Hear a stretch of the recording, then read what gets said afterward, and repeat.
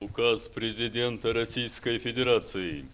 За мужество и героизм, проявленные в борьбе с немецко-фашистскими захватчиками в Великой Отечественной войне 1941-1945 годов, присвоить звание Героя Российской Федерации Мальсагову Ахмеду Татархановичу, майору, посмертно. Глава Ингушетии Махмуд Али Калиматов передает звезду Героя Российской Федерации посмертно племяннице майора авиации, летчика-бомбардировщика Ахмеда Татархановича Мальсагова. Бессмертный подвиг дяди Радимхан Мальсаговой навсегда останется в памяти потомков. Это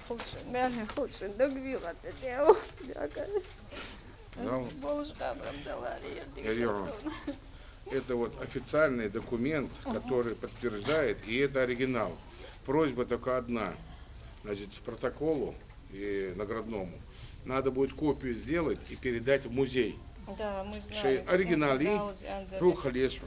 Ахмед Татарханович погиб в боевом вылете 14 января 1942 года, награжден орденом Красного Знамени, дважды представлялся к присвоению звания Героя Советского Союза. 6 июля 1995 года указом президента Российской Федерации Ахмед Мальсагов посмертно награжден золотой звездой Героя России. Для нас это, как сказать, во-первых, справедливость восстановлена, во-вторых, звезда Героя и постановление, и подписанное еще в 1995 году Ельциным, все-таки наш лад называется «Герои», понимаете?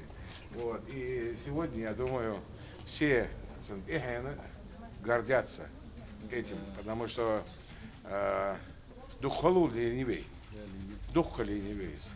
Но азвал из Масхан, тахан вейгер хамди ахадат. В любом случае, нельзя ердиться, свободно получше. Тачак Диантве, Дуалждовый, Ханстахана, сегодня тоже ребята на передовой находятся, отстаивают наши стратегические. У нас любой конфликт, который Советский Союз, Россия, всегда участвовали наши ребята. А в то время там нет, я считаю, фронта, где бы не участвовали наши земляки. Поэтому в этой части хотел бы сказать, Шуан Мавиис, герой, но это для каждого сегодня жителя республики, да и вообще жителя Советского Союза и России сегодня это достоинство, которое, значит, мы можем гордиться этим. Для родственников героя сегодня особенный праздник. В День Победы им передали высокую награду их дяди. Звание Героя Ахмед Татарханович удостоен за выдающиеся заслуги в годы Великой Отечественной войны. Это большая честь для нас в этот день, что вспомнили наших героев, что вспомнили моего дядю. Большое спасибо Калимату Махмуд Али, что сегодня он навестил нас, родственников.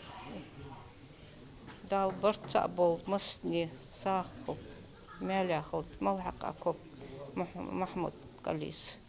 Ахмед Мальсагов с начала военных действий имеет 52 боевых вылетов. 22 июня 1941 года произвел бомбардировочный удар по колоннам противника. В результате было уничтожено 10 танков и 2 роты пехоты противника. В августе 1941 года произвел 24 вылета на разведку, обнаружил движение колонн противника и большое скопление пехоты, где точным попаданием бомб был уничтожен взвод пехоты противника. О его биографии родственники всегда рассказывают с гордостью и восхищением. Татарханович Мальсагов родился в 1912 году в село Альтиево Назранского района. В то время это ЧССР называлось. После того он уже служил в Красной армии в 1935 году. И с 1935 по 1937 он закончил Сталинградскую авиационно-военную школу. После этого он был уже летчиком-истребителем. И служил он в первое время на Западном фронте нашей страны. И нужно отметить, что в период Великой Отечественной войны он уже был командиром 5-го звена 21-й смешанной армии авиационной дивизии. И его, так сказать, во время войны вот получилось так, что он был именно на Южном фронте. Его грозная машина появлялась там, где фашисты меньше всего этого ожидали. По рассказам сослуживцев, самолет Ахмеда Мальсагова делал в небе сложнейшие трюки. Как-то за несколько дней он совершил 20 боевых вылетов, уничтожил 5 зенитных орудий, 27 автомашин, более сотни фашистов, 10 вражеских танков, за что был награжден орденом Красного Знамени. После того, как мы узнали, что он где захоронен, сразу мои родители поехали на могилу его, посетили. После этого и братья ездили до этих событий в 2009 году, в 2008 году, в 2006 году. И вот после того, как 14 января оборвалась его жизнь, конечно, пришло грустное письмо, печальное, можно сказать, известие. Отец всегда ждал его живым. К сожалению, он не вернулся живым. Нужно отметить, что у него засватанная была невеста, где должна была быть свадьба, но началась война, и, естественно, засватанная невеста очень долго ждала его с войны, не верила, что он погиб, но, тем не менее, произошло трагическое событие такое. В Великой Отечественной войне отличились сразу два брата из семьи Мальсаговых. Младший брат Ахмеда Татархановича, капитан Магомед Татарханович, был командиром танкового батальона. Тяжело ранен в 1942 году и доставлен в госпиталь. В числе других офицеров Красной Армии был расстрелян нацистами. Все фотографии, письма и воспоминания о предках бережно хранят его потомки. В семье Мальсаговых память о предках священна. Во дворе сохранился старый дом, в котором выросли братья Ахмед и Магомед Мальсаговы. Его построил их отец Татархан почти 120 лет назад. При этом сносить его даже не думают. В нем до сих пор проживают потомки героев. День Победы для семьи Мальсаговых – праздник со слезами на глазах. Они не пропускают ни один парад и шествие бессмертного полка. Для нашей семьи это очень трепетный праздник. И мне бы хотелось сказать, без прошлого нету будущего. Если мы будем забывать подвиг не только моего Миардявуш, но вообще всех ветеранов.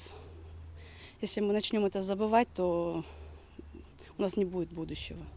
Это очень важно. Они положили свои жизни, молодые, красивые, здоровые. Все отдали жизнь свою, чтобы вот у нас и у нашего поколения, у наших детей, у наших внуков, у нашей Ингушетии было сегодняшнее будущее. Об этом никогда нельзя забывать, надо об этом помнить. Именем славных сынов ингушского народа Ахмеда и Магомета названы улицы в родном Альтееве. Имя Ахмеда Татархановича Мальсагова носит и школа. Их знали как бесстрашных воинов. Сегодня на их примерах воспитываются настоящие мужчины, которые также смело защищают рубежи Отечества. Зелимхан Калоев, Султан Магушков, Магаз, 24.